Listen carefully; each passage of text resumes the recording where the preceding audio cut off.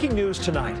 Beloved and legendary actress Debbie Reynolds has died at age 84, just one day after the death of her daughter, Star Wars actress Carrie Fisher. Tonight we'll hear from celebrities in mourning as we celebrate her storied life, one-of-a-kind screen presence. She was the definition of Hollywood glamour in the golden age of cinema. Debbie Reynolds, whose career spanned generations, yielding enduring classics like Singing in the Rain, died today at the age of 84.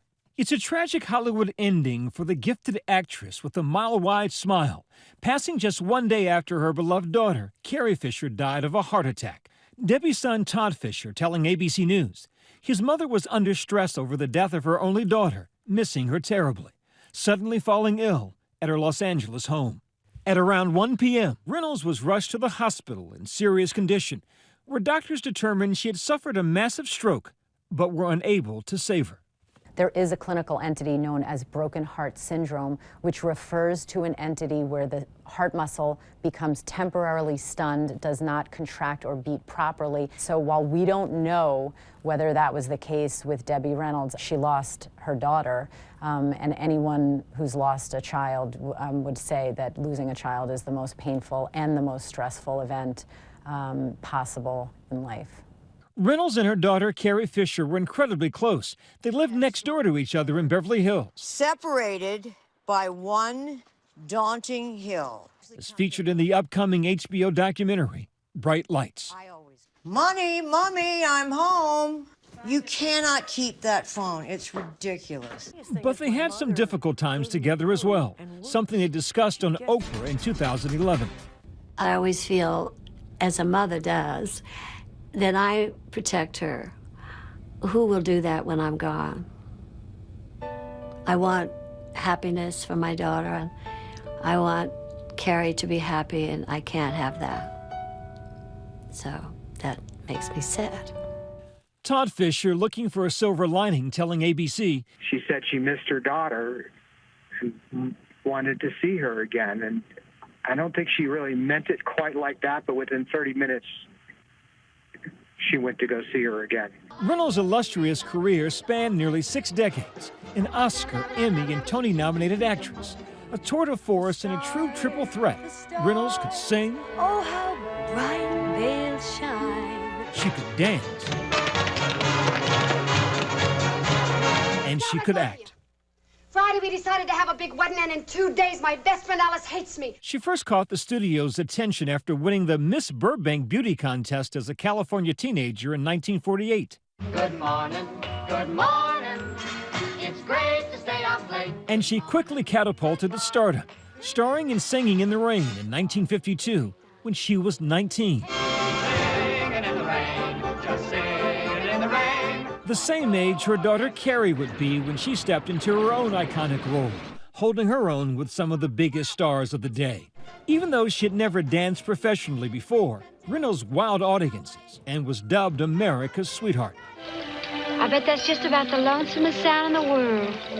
A cowbell. She took to playing the good girl, charming in Tammy and The Bachelor.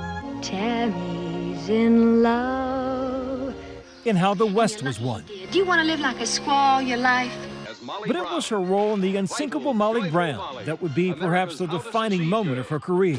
Sure, I'm tuckered, and I might give out, but I won't give in. Her portrayal of the Titanic's most famous survivor earned her an Academy Award nomination. I'm unsinkable. You!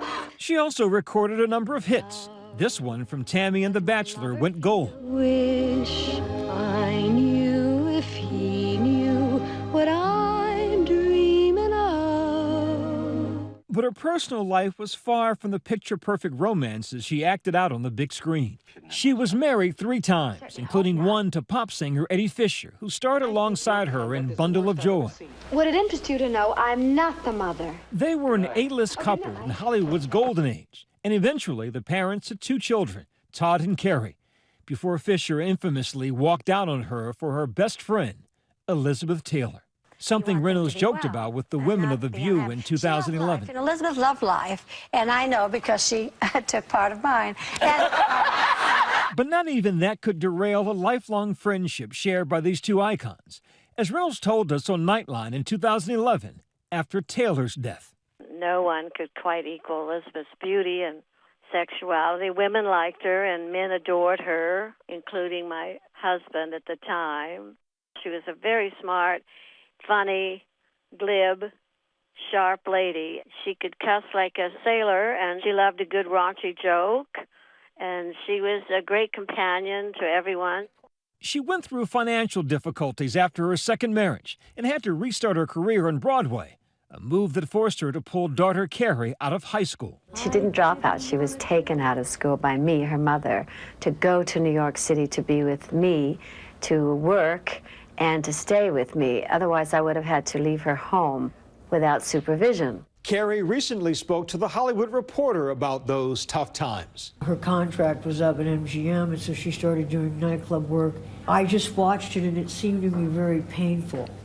And as a kid, as a teenager, everything's incredibly intense, so it seemed like rejection to me. Reynolds powered on, working well into her golden years. No panty line, because no panties. She also developed a passion for collecting Hollywood memorabilia. Starting in 1970 at MGM Studio Auction, she collected over 3,500 costumes and thousands of movie props, photos, and posters. In 2011, she auctioned off part of her collection, including Marilyn Monroe's ivory dress from The 7-Year Itch. Ooh, do you feel the breeze from the subway? Isn't it delicious? The dress was purchased for a whopping $5.52 million, at the time the highest amount ever paid for a film costume. Tonight, fans far and wide mourning the loss of this legend, including Deborah Messing, who played her TV daughter on Will and Grace. She tweeted, "Debbie went to be with Carrie. It's such a devastating 1-2 punch. She was my mom for years, and I loved her dearly. A legend." And actor William Shatner tweeting, "Debbie Reynolds was one of the last of Hollywood royalty. It breaks my heart that she's gone. I'd hoped my grieving was done for 2016. Reynolds' own last message to her fans was a post on Facebook, a heart-wrenching thank you to fans sending well wishes for Carrie. "I am grateful for your thoughts and prayers that are now guiding her to her next stop. Love, Carrie's mother." Now, mother and daughter are together at that next stop, but the music and impact they made on the world will live on. You made me want you, and all the time you knew it. I guess you always knew it. You made me happy sometimes, always. You made me glad, but there were times, dear, I made you feel so bad.